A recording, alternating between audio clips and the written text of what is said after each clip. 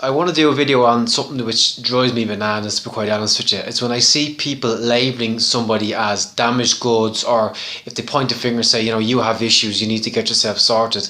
And it is that judgment which I find incredibly frustrating. It generally makes me quite angry, to be quite honest with you.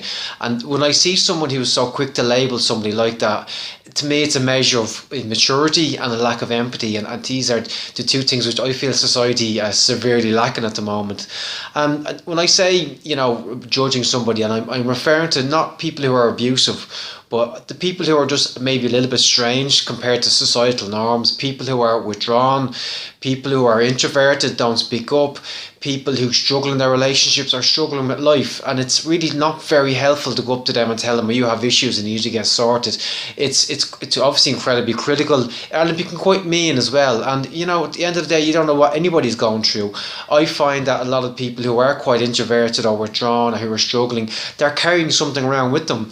It could be trauma, it could be heartbreak, or it could be just a product of all these negative experiences which become part of who we are sometimes unless we learn to resolve them.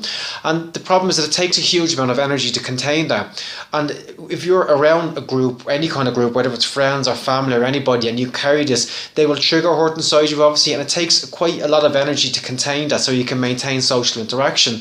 And what often a lot of people do is then, because of they feel so drained being around people, they withdraw and they pull back. And I do that sometimes from time to time. I love being around people, and I love having interactions and talking to anybody.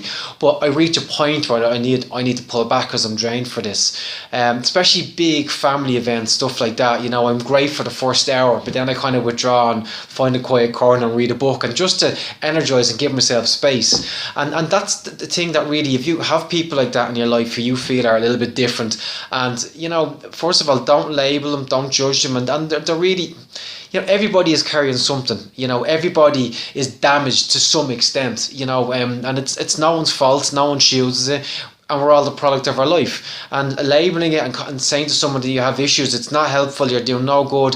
Maybe you just need to create a platform for them to talk about it, to be open, or maybe you just need to leave them be. And if you have someone in your life who does like to withdraw and go away and have quiet space, give them that space. Maybe they need that, and give them that time to re-energize, and then maybe they can reintegrate, and within that, trust can develop, because you're not forcing them to be any other way than the way they are.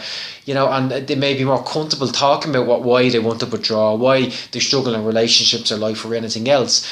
But just that pointing the finger and telling somebody I have issues, it's quite mean. And it's been done to me, to be quite honest with you, in the past. Quite a few years ago, someone said it to me, and the person who said it to me, in truth, had as much as, probably even more issues than I had at the time.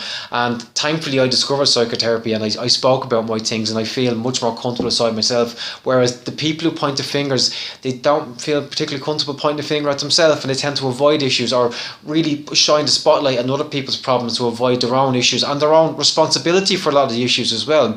So please stop labelling people as damaged or damaged goods, or labelling them as having issues, and really try to understand what might be the problem is, have a little bit of empathy, but react maturely to them. And I guarantee you they will appreciate it much more than anyone else in their life. That's it. Quickly, I've been advertising this webinar series I'm running at the probably the end of the year. It's geared for people who try to just understand the dynamics of their relationships, what they need from their relationships, understanding why the communication style they're using isn't working for them, and how you can address that. The use of language is important. Maintaining self-esteem is a big thing in a relationship, especially when there's conflict, and conflict resolution will be a big part of it. And then setting boundaries, which is, again, it's more than just saying no.